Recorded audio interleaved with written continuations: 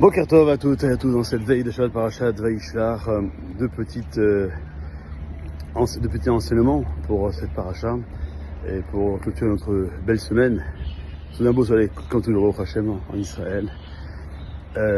Dans un verset c'est marqué que Yaakov il a levé ses yeux, il a vu que Esav venait et donc il a divisé les enfants entre Léa, Rachel et deux servantes.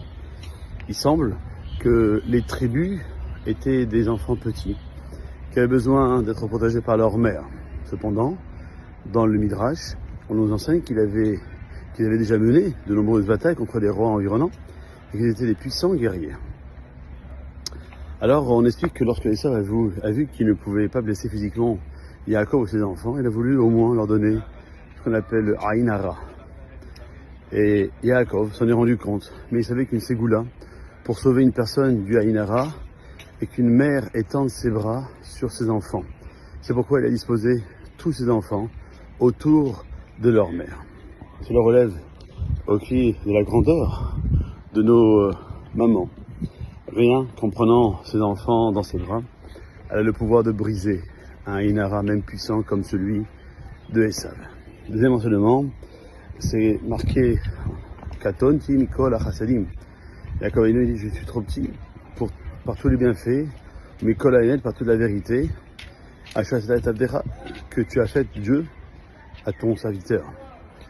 Et on nous explique dans le Midrash que quiconque accomplit un acte de bonté verra ses prières acceptées.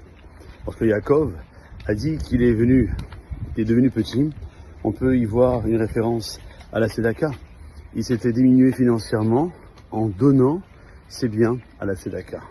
Il a fallu que parce qu'il avait donné la Tzedaka, il était digne de prier devant Akadosh Baruch Hu et que ses prières soient alors entendues. Et c'est la raison pour laquelle que nous avons le minhag répandu dans toutes les communautés juives du monde entier, et bien que avant de commencer le véritable cœur de la tefila de Shacharit, qui est le Shema et la Hamida, avec les brachot qui entourent le Shema, et bien nous mettons d'après la Kabbalah, 3 pièces dans la Tzedaka, dans le passage de Vaïvar David, avant de dire la Shira, car après la Shira, on rentre dans le vif du sujet de la Tefila et donc on opère par la Tzedaka pour pouvoir s'adresser à Akadosh Baruch Hu. Je vous adresse, en tout cas, pour ma part, un excellent Shabbat Shalom, Umevorach, Kol Tov.